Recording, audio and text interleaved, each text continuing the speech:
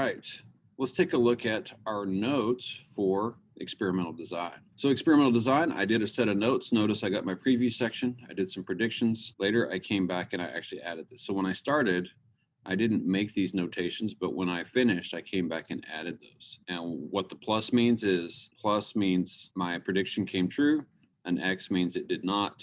And then I put, where can I find it? I can find the answer or the proof of my prediction in the diagram section of my notes.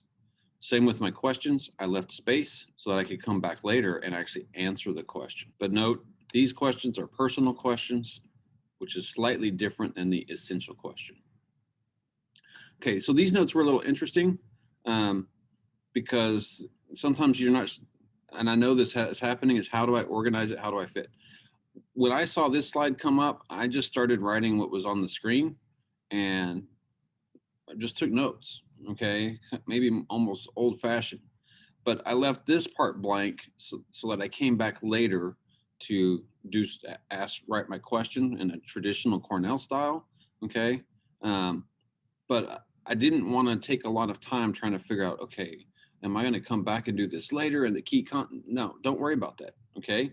If your concepts and your diagrams are in different orders, don't worry about it. I can find them, especially if you label them. So that was kind of a key concept, but now here's my diagram. Okay, so I'm kind of jumping around here. This is the number one piece of information that people left out of their note. You should write this, okay? Because this is what you should be referring to for everything. For your quiz, when you're taking your quiz, this has all the answers. The IV, the DV, the controls, hypothesis. As the independent variable increases, the DV undergoes some change, okay? Experiment. This tells you how to do it all. So this is the most important piece of the notes. Next thing, keys to my notes. So I actually use this shortcut. This is like a crystal ball, like I'm seeing into the future. Okay, so that's my predictions. I actually use this for reading as well. Questions, I just mark with a question mark, and then I flag key terms.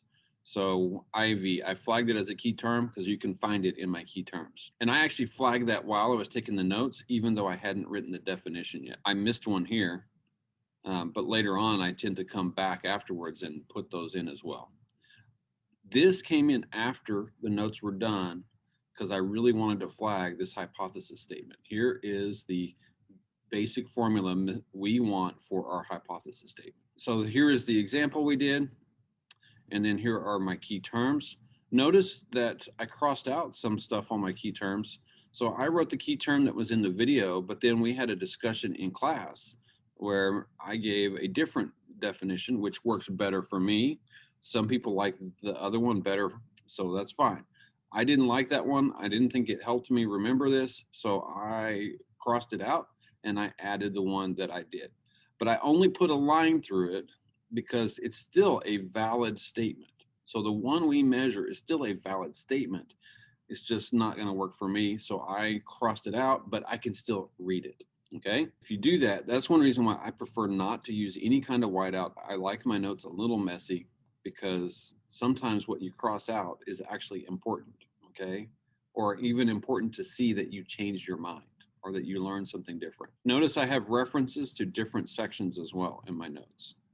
So now I'm continuing with the video and I found another concept. So I just wrote it when I ran into it, okay? So I'm making my notes work for me, but I still have the sections that I'm supposed to have. And then there's my summary at the very end.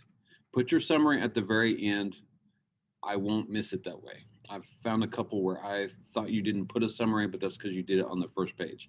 Don't want it on the first page, I want it on the last page. So that concludes our review of what your notes should have looked like for experimental design.